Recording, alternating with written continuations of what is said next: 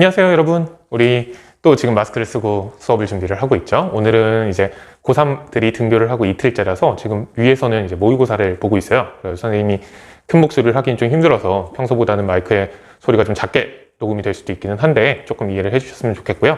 오늘은 우리가 항일의병운동을 지난 시간에 배웠다면 그것과는 조금 결이 다른 저항운동인 애국개몽운동에 대해서 살펴보도록 할 겁니다.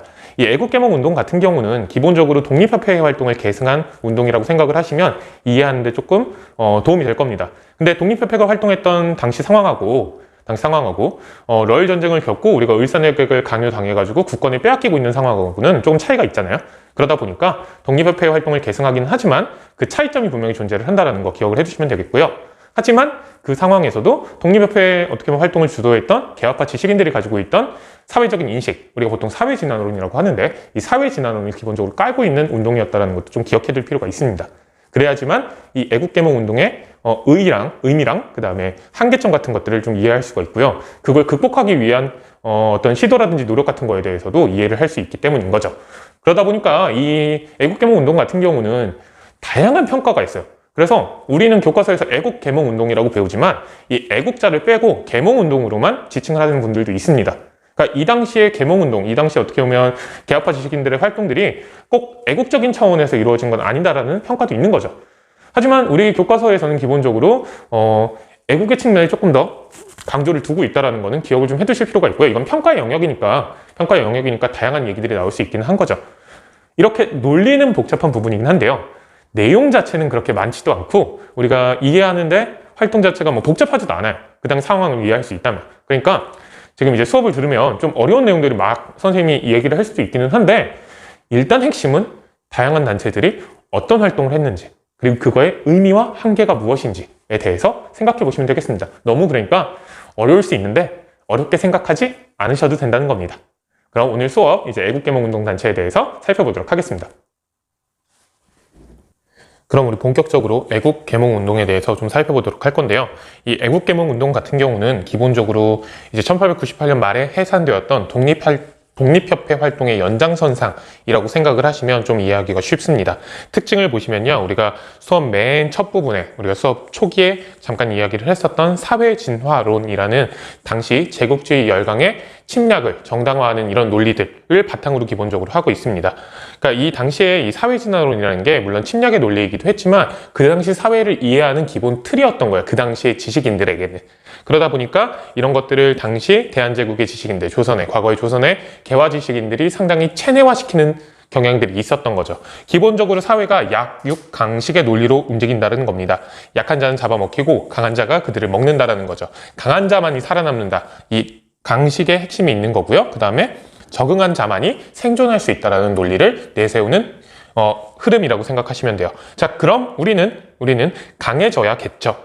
이 강해지는 방법이 뭐였냐면 여기 나오는 실력 양성입니다. 우리가 가지고 있는 실력을 키워야 한다는 거예요. 스스로 강해져야 한다는 자강의 논리를 기본적으로 바탕에 깔고 있고요.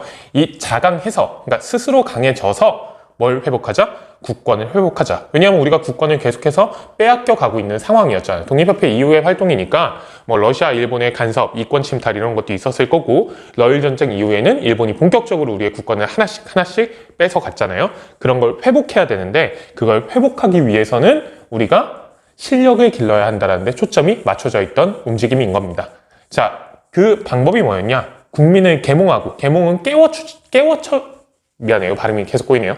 깨우쳐 주자라는 거예요. 아직 무지몽매한 이 사회의 어떻게 보면 흐름을 제대로 이해하지 못하는 국민들을 깨우쳐서 그들이 실력을 양성할 수 있도록 그들이 실력 양성하는데 적극적으로 가담할 수 있는 교육 분야를 키워나가자는 겁니다. 그걸 통해서 경제적인 발전, 우리가 외세의 침략을 막아낼 수 있는 경제적인 기반을 쌓기 위해서 산업을 진흥하자라는 데 초점이 맞춰져 있는 거죠. 자, 오른쪽 용어 확인 보시면 식산흥업이라고 되어 있는데 이 당시 기본적으로 경제 부흥에 대한 모토, 그 다음에 구호라고 생각하시면 돼요. 식산흥업, 산업을 번영케 하고 일으킴이라는 뜻이고 오늘날에는 우리가 뭐 경제부흥이라는 표현으로 많이 사용을 하겠죠. 이게 그 당시의 기본적인 흐름입니다. 사회의 진화론을 바탕으로 실력 양성하여 국권을 회복하자. 그러니까 지금 당장은 우리가 실력이 부족하니까 국권을 조금씩 빼앗기고 있는 이런 상황에 처해 있는데 그 국권을 되찾기 위해서라도 실력을 길러나가자. 특히 두 가지 분야 중요합니다. 교육과 산업 분야에서. 자, 구체적으로 그럼 어떤 활동이 있었는지 살펴보도록 하겠습니다. 자, 주요 애국개몽운동 단체로 우리가 3개가 이제 소개가 되어 있는데요. 보안회 같은 경우는 러일 전쟁 당시에 일본이 대한제국 정부에게 황무지를 개간할 수 있는 권리를 달라고 요구를 했었잖아요. 이걸 저지하기 위해서 결성된 조직이었습니다. 이 황무지 개간 요구의 핵심은 뭐냐면 황무지를 개간하고 이 개간된 농지를 자기들이 갖겠다라는 거예요. 그러니까 토지를 강탈하려는 시도를 했다고 볼 수가 있겠죠. 이 토지 강탈 시도를 파악한 수많은 사람들이 보안회를 결성하고 이 황무지 개간권 요구를 막아내는 데 성공합니다. 이 보안회의 활동 같은 경우는 우리가 러일 전쟁 얘기할 때도 다뤘었고 그 다음에 다음 시간에 경제투쟁과 관련된 이야기를 다룰 때도 다룰 거니까 간략하게 넘어가도록 하고요. 그 외에 두 단체 꼭 기억해 주셔야 됩니다. 첫 번째 헌정연구회와 두 번째 대한자강회입니다. 자, 이 헌정연구회와 대한자강회 같은 경우는 기본적으로 이렇게 생각을 하시면 돼요. 이 둘 다 과거에 독립협회 활동에 참가했던 사람들이 주축이 돼서 만든 단체입니다. 자, 그러다 보니까 이 두 단체 다 기본적으로 이런 특징이 있어요. 자, 정치 조직이라는 특징이 있습니다. 정치 활동에 참여하는 방향을 찾기 위해서 상당히 많은 노력을 했던 단체들입니다. 자, 그리고 이들은 독립협회를 계승하는 기본적인 특징이 있었기 때문에 원래 이들의 핵심은 여기에 있습니다. 민권 신장 운동. 그러니까 기본적으로 독립협회에서 민권을 신장을 해서, 그러니까 백성, 이 당시에 이제 국민이 되겠죠. 권리를 가진 사람이니까. 국민이 가지고 있는 권리를 신장시켜서 나라를 키워나가자라고 주장을 했었는데요. 그런 흐름을 기본적으로 이 독립협회가 해산된 이후에도 여기에 참여했던 사람들이 계속 어떻게 보면 목소리를 키워나갔던 거예요. 그런 것들이 헌정연구회나 대한자강회에 어느 정도 반영이 되는데요. 이 민권신장운동의 흐름이 조금 변화를 합니다. 조금 변화를 하는데요. 그 변화의 계기가 뭐였냐? 바로 러일전쟁이에요. 그리고 이 러일전쟁의 결과 무슨 조약이 체결이 되죠? 을사늑약이 체결이 되죠. 자, 이렇게 을사늑약이 체결이 되니까, 을사늑약이 강요받고 체결이 되니까 이 헌정연구회나 대한자강회에 참여했던 사람들, 그러니까 과거에 독립협회 활동에 가담했던 사람들이 민권신장이라는 지금의 그 당시까지 자기들이 추구했던 방향 말고 약간 뭐랄까 방향의 전환을 가져요. 뭐냐? 이렇게 국권 수호 운동으로. 그러니까 조금은 더 일본에 저항하는 모습들을 띠기 시작을 한다는 겁니다. 어떤 사건을 계기로? 을사늑약이 체결된 상황을 계기로. 이 러일전쟁 당시까지만 해도 과거의 독립협회 활동에 참여했던 애국개몽운동 세력들 같은 경우는 일본의 승리를 바라는 세력들도 생각보다 되게 많았어요. 왜냐하면 이 러일전쟁을 서구 열강과 동양인의 싸움으로 바라보는 시선이 그 당시에는 좀 있었거든요.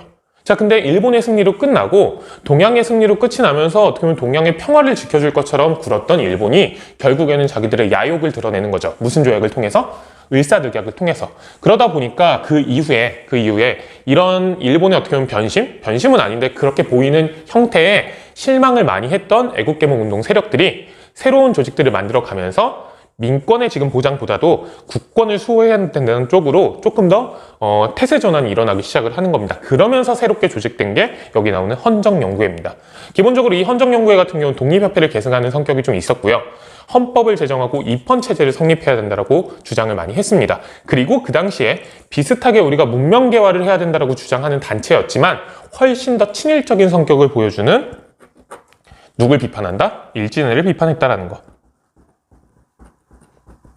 친일적 성격이 상당히 강했습니다. 이 당시에 이제 이 시점이 오면 친일적 성격이라는 건 과거에 뭐 급진개화파들이 일본하고 친했다 이 정도가 아니라 일본에 어떻게 보면 빌붙어서 자기들이 정권을 가지려는 목표를 세우고 그걸 현실화시키려고 노력하는 정말 우리가 아는 친일파 세력들이 이 일진회였다고 생각을 하시면 돼요. 이 일진회를 비판하면서 이들 같은 경우는 민권의 신장도 상당히 중요하지만 우리의 국권의 수호도 중요하다라고 생각하는 조직이 1905년에 만들어지기 시작을 했다라는 거죠. 그러니까 그 이전에 이 헌정연구에 참여했던 사람들이나 아니면 일진회에 참여했던 사람들이나 독립협회에서 같이 활동하던 사람들도 꽤 있었거든요. 근데 이 시기 1905년 즈음이 되면 둘의 어떻게 보면 입장이 조금씩 갈리기 시작을 하는 거죠. 갈리기 시작을 한다는 거 기억을 해주시면 되고요. 자, 이 헌정연구가 추구했던 체제가 여기 옆에 나오는데요. 무슨 체제? 입헌 체제라고 보시면 됩니다.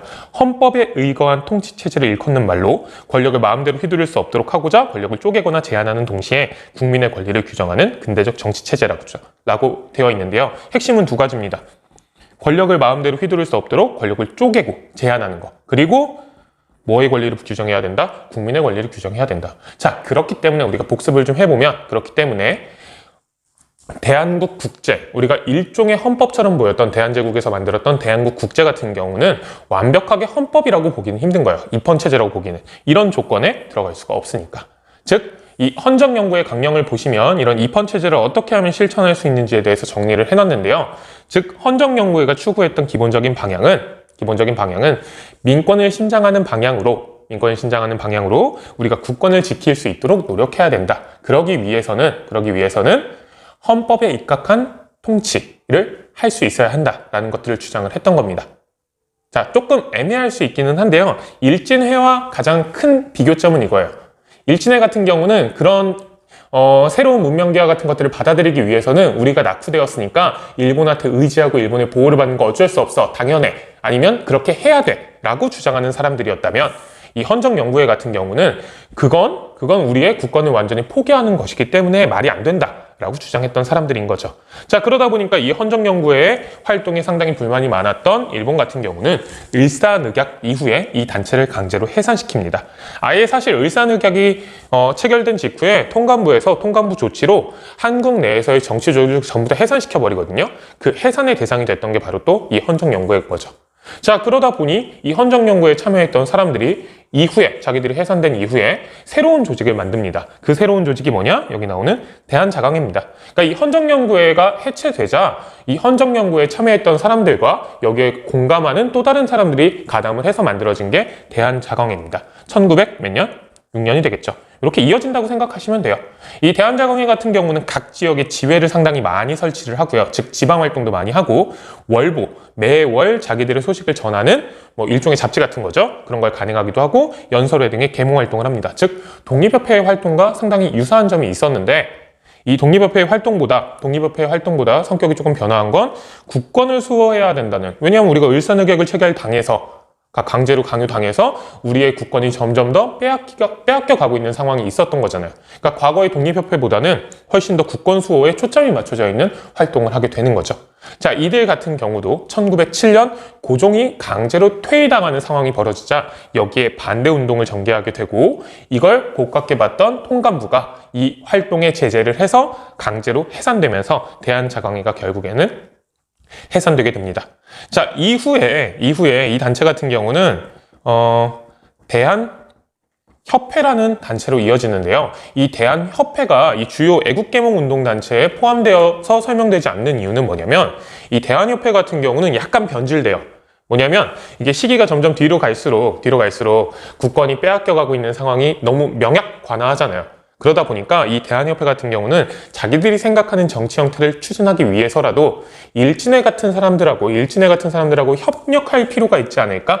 라는 생각을 하기 시작을 하는 겁니다. 즉, 일진회와 연합을 획책하는데요. 이 대한협회 같은 경우는. 물론, 일진회와 나중에 마지막에는 손을 끊기는 하는데, 그러다 보니까 이 대한협회가 이 헌정연구회나 대한자강회가 추구했던 방향하고는 상당히 비슷하기는 한데, 이 국권수호라는 측면에서는 좀 약한 모습을 보여주죠. 그러다 보니까 그냥 계몽운동이 아니잖아요. 우리 애국계몽운동이라고 부르죠. 그러다 보니까 이 애국계몽운동이라는 개념 하에서는 이 대한협회 같은 경우는 좀 성격에 다른 점이 있어서 이 부분에는 포함되지 않았다는 거 좀 기억을 해두실 필요가 있습니다. 즉, 그러니까 정리를 하면 일진회와 협력하는 모습이 좀 보여준다는 거. 기본적으로 그러니까 이런 애국계몽운동 단체들이 시간이 흐르면 흐를수록 좀 변질되는 모습이 있다는 것도 이걸 통해서 우리가 확인해 볼 수 있는 거겠죠. 자, 이걸 통해서 우리가 할 수 있는 한계 꼭 기억해 두셔야 됩니다. 일본에 대한 직접적 투쟁은 무모하다고 보는 경향이 좀 있었어요. 왜냐하면 지금 당장 우리가 뭐가 없어요? 실력이 없죠. 일본에 맞서 싸울 실력이 부족하단 말이에요. 그런데 그런 상황을 알지도 못하고 또는 그런 상황임을 알고서도 일본에 맞서 싸우는 건 우리가 지금 그나마 갖고 있는 실력에 대한 낭비라는 거예요. 무모하다는 거죠. 자, 그렇기 때문에 특히 우리가 지난 시간에 살펴봤던 뭐에 비판적이다? 의병운동에 상당히 비판적이라는 겁니다. 자, 교과서 119쪽에 선생님이 지금 띄워놨는데요. 교과서 119쪽 사료 중에 첫 번째 황성신문의 논설을 보시면요. 의병 활동에 대해서 상당히 비판적인 목소리를 담고 있는 걸 확인할 수 있습니다. 근데 이 당시 이 정도 비판이면 애국개몽운동 계열에서는 약한 축에 속한 편이었어요. 좀 어떻게 보면 이들을 깨우치고 제발 돌아가세요 이 정도로 권유하는 측면이었잖아요. 오히려 애국개몽운동단체나 애국개몽운동 세력이 편찬하는 신문들에서는 이 의병을 비적이라든지 화적처럼 도적대 취급하는 경향들도 좀 있었거든요. 그런 시각이 담겨 있다는 거, 애국개몽운동에 그런 시각이 담겨 있다는 거 우리가 좀 기억을 해두실 필요가 있습니다. 이게 어떤 점이다? 중요한 거, 한계점이라는 거. 이 한계점을 어떻게 극복해 나가고 어떤 단체가 극복해 나갔는지가 우리 상당히 중요한 포인트가 되겠죠. 자, 그걸 우리가 이해를 하려면 이 위에 요걸 좀 기억을 해둘 필요가 있어요. 뭘 바탕으로 하고 있었다라는 거? 사회 진화론을 바탕으로 하고 있었다는 겁니다. 우리가 지금 알고 있는 뭐가? 애국개몽운동이. 즉, 이 애국개몽운동 같은 경우는 이게 포인트입니다. 세상은 뭐가 핵심이다. 경쟁이 핵심이다. 경쟁 위주의 현실 인식을 갖고 있다는 겁니다. 자, 이 경쟁 위주의 현실 인식을 갖고 사회 진화론을 바탕으로 한 애국개몽운동 같은 경우는 이런 경쟁이 상당히 중요하다고 생각하기 때문에 긍정적인 측면도 분명히 있어요. 이 경쟁에서, 치열한 경쟁에서, 세계적인 경쟁에서 우리가 뒤처지지 않기 위해서라도 뭘 기르자? 실력을 기르자. 그러기 위해서 교육과 산업 분야에 자기가 가지고 있는 모든 역량을 투여를 해가지고 노력하는 모습들을 분명히 보여줬던 거죠. 하지만 이게 반대로 현실 체념의 논리가 될 수도 있는 겁니다. 그러니까 일진의 논리도 그거랑은 어떻게 보면 좀 비슷한 측면이 있어요. 우리가 이렇게 노력을 하더라도 안 되는 모습들이 계속해서 보여주는 거잖아요. 우리가 부족하다라고 느끼게 된다라는 거예요. 우리는 적응하지 못한 존재인가 보구나. 우리는 강자가 아니라 뭐구나? 약자구나. 그럼 강자에게 어떻게 보면 도움을 받는 게 당연하지 않을까라는 현실 체념적인 논리가 될 수 있다는 거죠. 이걸 깨부수는 게 생각보다 어렵습니다. 왜냐하면 보이는 현실 자체가 우리가 부족하다라는 게 보이니까. 근데 이걸 한꺼풀 어떻게 보면 벗겨놓고 생각해 볼 필요가 있겠죠. 우리는 왜 부족할까?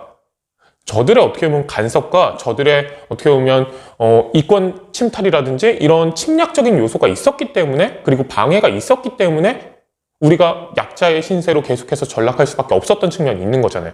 그런 걸 보지 못하게 하는 한계가 이 사회 진화론이라는 세계관에 담겨 있었던 건데, 이 세계관에 어찌 보면 좀 찌들어 있었던 게 애국개몽 운동 세력의 한계점이 되겠죠. 그 한계가 여기 이렇게 현실적으로 나타나기도 하고요. 자, 이렇게 해서 우리가 애국개몽 운동의 기본적인 중요 단체에 대해서 좀 알아봤는데요. 다른 활동에 대해서, 그러니까 이 정치 활동 말고 그러면 다른 활동들은 어떤 게 있었는지 좀 살펴볼 텐데요. 두 번째는 여기 나와 있는 교육과 언론 활동입니다. 자, 아까도 얘기를 했지만 애국개몽 운동의 핵심은 실력을 기르자라는 거고, 이 실력의 핵심은 교육과 산업입니다. 자, 교육 분야에서 특히 우리나라는 사람들이 지금도 그렇지만 학부열이 되게 높잖아요. 그 학부열에 어떻게 보면 이런 발현이 이 당시에도 일어났던 거죠. 학회가 상당히 많이 조직이 됩니다. 지역별로 서북학회라든지 기호흥학회 같이 지역별로 수많은 뜻 있는 사람들이 모여서 우리 지역의 교육을 육성을 한번 해보자. 그래서 학교도 지어보고 인재를 길러보자 라는 움직임들이 많이 벌어지는데요. 이 학회에 우리가 좀 기억을 해둘 건 뭘 기반으로 한 조직이었다? 지역을 기반으로 한 조직이었다는 겁니다. 자, 그러다 보니까 기본적으로 이 계몽운동 같은 경우는 아무래도 지식인들을 중심으로, 소수의 지식인들, 개화파 지식인들을 중심으로 한 운동이었는데, 그 개화운동의 저변이 확대되는데 상당히 큰 역할을 합니다. 어떤 활동이? 학교 활동이. 그러니까 사람들이 학교도 많이 다니게 되니까 그런 학교 다니고 지식을 쌓는 사람들을 통해 가지고 이런 실력 양성 운동 같은 게 사람들에게 널리 받아들여지기 시작을 한다는 거죠. 학교도 세우고, 그 다음에 민중 계몽을 위해서 연설이나 토론회 같은 것도 많이 하니까요. 자, 그리고 사람들에게 많이 알려야 되잖아요. 그러니까 독립협회가 추구했던 기본적인 방향이 더욱더 크게 확산됐다고 생각하면 돼요. 그렇기 때문에 언론 활동도 상당히 활발하게 벌어지게 되는데요. 자, 대표적인 신문 두 가지 정도만 알아두시면 됩니다. 왜냐하면 이 신문, 언론 활동 같은 경우 우리가 추후에 또 살펴볼 기회가 있거든요. 자, 이 당시에 가장 애국개몽 운동 세력 중에 활발한 활동을 했던 신문은 황성신문과 대한매일신보입니다. 이 황성신문 같은 경우는 시일야 방성대곡이라는 을사늑약을 비판하는 논설을 실어서 상당히 유명했는데요. 이 논설 같은 경우는 장지연이라는 사람이 제작을 한, 그러니까 쓴 논설이라는 것까지 기억을 좀 해두시면 되겠고요. 중요한 건 이거예요. 대한매일신보. 자, 대한매일신보 같은 경우는 우리가 지금까지 쭉 이야기를 했던 이 애국개몽운동의 흐름에선 약간 변화하는 모습이 보여주는 흐름입니다. 자, 기본적으로 어떤 행위를 비판한다? 일제의 침략 행위를 상당히 적극적으로 비판합니다. 자, 그리고 의병활동에 중요한 겁니다. 호의적인 보도를 한다는 거죠. 자, 이 애국개몽운동 단체들이 가지고 있던 한계를 어느 정도 극복해 나가기 시작을 했다는 거예요. 즉, 이 대한매일신보에 참여했던 수많은 지식인들 중에는 이런 생각을 하는 사람들이 있다는 거죠. 우리 지금 당장 실력 양성이 중요한 거 인정하기는 해. 근데 이렇게 계속 국권을 빼앗기다 보면 실력 양성 주장하는 목소리가 의미가 없어질 수 있다. 그러니까 독립이 우선 보장되어야 한다라는 생각을 갖는 사람들이 모이기 시작을 했다라는 거, 점점 생기기 시작을 했다는 거고, 그들이 목소리를 낼 수 있는 통로가 바로 대한매일신보였습니다. 일본의 가장 적극적인 비판을 할 수 있는 어떻게 보면 매개체가 마련이 됐던 거죠. 그 배경이 뭐냐? 영국인 베델이 이 대한매일신보를 경영했기 때문입니다. 즉, 대한매일신보의 주인은, 사장은 한국인이 아니라 영국인이었던 거예요. 이 영국인 같은 경우는 원래 기자 출신인데요. 대한제국에 이제 들어와서 취재 활동을 하다 이제 일본의 어떻게 보면 침략적인 행위에 공분을 같이 하게 되는 거죠. 그러면서 그 당시 애국개몽운동 세력들과 같이 활동을 하게 되는데, 이 사람이 일본의 어떻게 보면 탄압에 방패막이가 돼준 겁니다. 뭐니까? 일본의 당시 동맹국이었던 영국의 국민이니까. 그러니까 일본 같은 경우도 함부로 이 대한매일신보에게 제재를 가하기가 쉽지 않았겠죠. 심지어 이 대한매일신보에 회사 있을 거 아니에요? 신보사의 건물에는 바깥에 일본인 출입 금지라는 팻말을 붙일 정도였다고 해요. 그만큼 일본에 대한 비판적인 목소리를 낼 수 있는 통로였던 거죠. 그게 무슨 신문이다? 대한매일신문이라는 거. 대한매일신보라는 거. 즉, 당시 통감부에게는 가장 눈에 가시 같은 존재였던 거죠. 특히 누가? 이 베델이라는 인물이. 그래서 이 베델 같은 경우는 일본이 계속 영국 정부에 요구를 해가지고 결국에는 국외로, 그러니까 한국 외로 추방을 당했다가 한국에 다시 복귀를 하는데, 그 당시에 이제 신병, 그러니까 병이 걸려가지고 한국에서 이제 1909년 즈음에 아마 사망을 하게 됩니다. 그래서 이 베델 같은 경우는 묘소가 우리나라에 있어요. 지금 현재 우리나라에. 그러니까 나중에 한번 검색을 해서 찾아보시면 서울에 있기 때문에 양화진 쪽에 있는데, 한번 그 당시 이 양화진의 외국인 묘소에는 우리나라를 위해서 적극적으로 활동했던 사람들의 묘소가 있으니까 한번 찾아가 보시는 것도 좋을 겁니다. 그게 뭐였다? 이 대한매일신보의 사주인 영국인 베델에 대한 설명이었다. 즉, 서서히 이 애국개몽운동 단체에서도 조금씩의 인식의 변화가 나타나기 시작한다는 겁니다. 다시 한번 강조를 하면, 실력 양성이 최고 우선순위였던 사람들이 점점, 근데 지금 이 실력 양성도 중요하긴 해. 이걸 포기할 수는 없지만 우리가 주권을 찾으려면, 근데 지금 당장 주권이 계속해서 빼앗기는 문제도 우리가 신경 써야 되지 않을까? 거기서 또 더 나아가서 독립을 보장하는 노력을 조금 더 우선시해야 되지 않을까라는 목소리가 나타나기 시작한다는 거죠. 즉, 여기 나오는 주요 애국개몽운동 단체의 한계를 극복하는 목소리들이 나오기 시작한다는 겁니다. 자, 그 핵심 단체가 어디냐? 여기입니다. 신민회죠. 자, 안창호와 양기탁이 주도를 했는데요. 이 양기탁 같은 경우는 이 위에 있는 이 대한매일신보 있죠. 이 대한매일신보를 영국인 베델과 같이 경영하던 사람이에요. 즉, 대한매일신보에 가담을 했던 수많은 지식인들이 문제의식을 갖기 시작을 하면서 이 대한매일신보의 주축이 됐던 사람들과 거기에 공감하는 사람들이 모여서 새로운 애국개몽운동 단체를 조직을 한 겁니다. 근데 생각이 좀 바뀌었잖아요. 그 이전에 주요 단체들하고는 달리. 자, 그러다 보니까 이들 같은 경우는 독특한 특징이 3가지가 있는데요. 우선 첫 번째, 비밀결사입니다. 훨씬 더 일제의 침략 행위에 대해서 비판적인 목소리를 낼 각오가 되어 있는 사람들이기 때문에 공식적인 활동을 하기는 좀 힘들었겠죠. 그런 사람들을 모으기 위해서 비밀결사, 공식적인 활동을 하지 않는다는 겁니다. 즉, 여기 위에 나와 있는 이 단체들 있죠.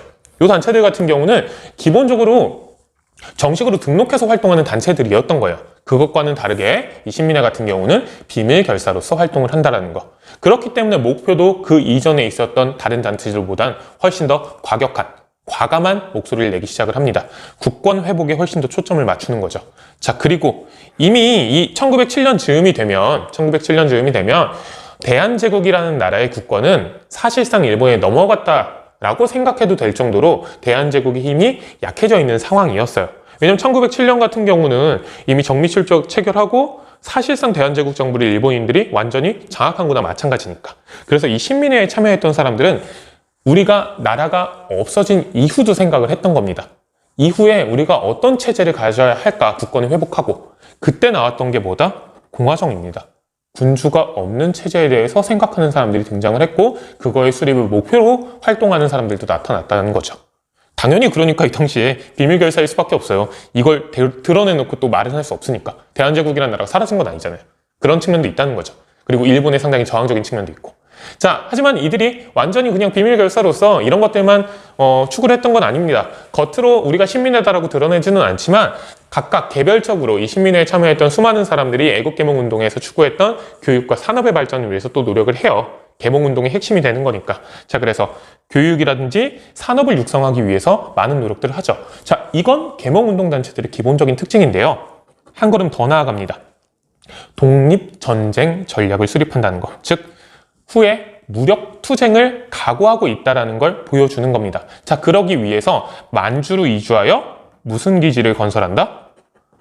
독립운동 기지를 건설합니다. 실제로 만주 지역으로 건너가서 그 지역에 살고 있던 한국인들을 중심으로 해가지고 마을을 형성하고 이 지역에서 훗날에 대비해서 군대를 양성하기 위해서 다양한 활동들을 합니다.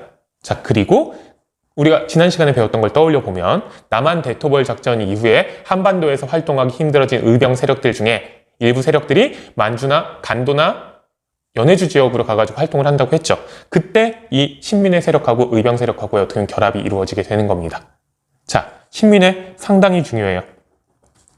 상당히 중요합니다. 왜냐? 여기 나와 있는 이런 한계들을 극복한 단체라는 측면에서. 그러다 보니까 이 애국개몽운동의 어떻게 보면 가장 큰 한계점이라고 할 수 있는 이 경쟁 위주의 현실인식, 그리고 현실 체념으로 빠져버릴 수 있는, 되게 이런 부정적인 인식으로 빠져버릴 수 있는 이 애국개몽운동의 기본적인 특징을 어디가 좀 극복한 측면이 있다? 신민회가 좀 극복한 측면이 있다는 거 기억해 두시면 되겠습니다. 자, 물론 일제 같은 경우는 이런 다양한 활동들에 대해서 상당히 탄압을 많이 가합니다. 특히 1905년 이후에는 사실상 대한제국 정부를 통감부가 좌지우지할 수 있었기 때문에 이런 애국개몽운동 활동을 탄압하기 위한 법들을 많이 제정하는데요. 여기 위에 보시면 사립학교령이나 학교령, 신문지법 같은 것들이 있는데요. 이 학교령이나 신문지법 같은 경우는 교과서 111쪽에서 또 확인이 가능하니까 확인을 한번 해보시도록 하고요. 이 사립학교령 같은 경우는 이런 거예요. 학회에서 학교를 많이 설립을 하는데 당연히 이 학교에서는 일본의 비판적인 목소리들이 많이 가르쳐졌겠죠. 그러니까 이 사립학교에서 가르치는 내용에 딴지를 걸어서 학교를 폐쇄할 수 있는 그런 내용을 담고 있는 법령이었습니다. 이런 것들을 일제가 대한제국 정부에게 제정하도록 강요를 했던 거죠. 사실상 통감부가 대한제국 정부를 장악하고 있었기 때문에. 자, 그리고 이런 법령들은 우리가 식민지로 전락한 이후에 총독부령으로 변화를 해서 꾸준히 식민지 조선에 또 적용이 되기도 합니다. 그 모태가 된 법령이라는 거 기억해 두실 필요가 있고요. 자, 그리고 이 신민회 같은 경우 결국엔 우리가 식민지가 된 직후에 바로 직후에 벌어진 백오인 사건이라는 약간의 조작 음모 사건을 계기로 해가지고 이 신민회 비밀 결사 조직이 들통이 나게 됩니다. 그 결과 국내 조직은 와해가 되지만 이 신민회에서 활동했던 독립운동 기지 건설 같은 경우는 계속 추진이 됐겠죠. 이 신민회에 참여했던 수많은 사람들이 또다시 이제 만주라든지 연해주 지역에서 활동을 하면서 우리 훗날의 독립운동의 기반을 닦았다라는 거 기억을 해두실 필요가 있겠습니다. 그만큼 다시 강조하지만 무슨 단체는 중요하다? 신민회는 그 성격상 상당히 중요한 점이 있다는 거 기억을 해두실 필요가 있겠죠. 자, 그럼 우리가 마지막으로 확인을 안 해본 부분만 이제 체크를 하고 넘어가도록 하겠습니다. 보호국이라는 단어에 대해서 우리가 용어 설명을 좀 할 필요가 있는데요. 이 보호국 같은 경우는 사실상 그 당시 식민지 지배를 하는 제국주의 열강의 침략의 단계 중 하나예요.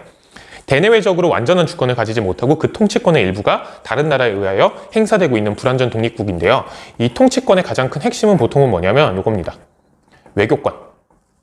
외교권을 어떤 나라에 빼앗기게 될 경우에는 그 나라가 보호국으로 전락되었다라고 보통 우리가 인식을 하는데요. 즉, 우리도 어떤 조약을 통해서 보호국으로 전락하게 될까요? 을사늑약입니다. 이 을사늑약을 계기로 해가지고 아까도 잠깐 얘기를 했지만 다양한 애국개몽운동 세력들이 민권 신장이라는 목표보다는 국권 회복이라는 목표로 조금 더 초점을 돌리기 시작했다고 그랬잖아요. 왜냐하면 우리가 보호국으로 전락했기 때문인 거예요. 당시 대한제국은 당연히 일본의 보호국이라고 볼 수가 있는 거예요. 왜냐? 외교권을 박탈당해서 국제사회에서 온전히 하나의 국가로 활동할 수 없었기 때문인 거죠.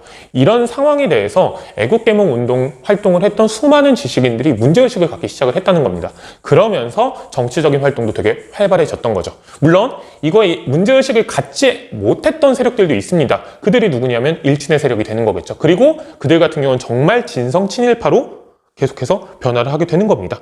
그러니까 어떻게 보면 포인트가 사회진화론이라는 되게 침략적인 논리를 어떻게 받아들이느냐, 그리고 그걸 어떻게 극복해내느냐에 달려 있는 거예요. 그거에서 벗어날 수 있느냐 없느냐가 이 당시에 많은 계몽 지식인들을 친일파로 변절하게 하거나 아니면 계속해서 독립운동을 하는 독립지사로 만드는 갈림길의 핵심 기준이 되었던 겁니다.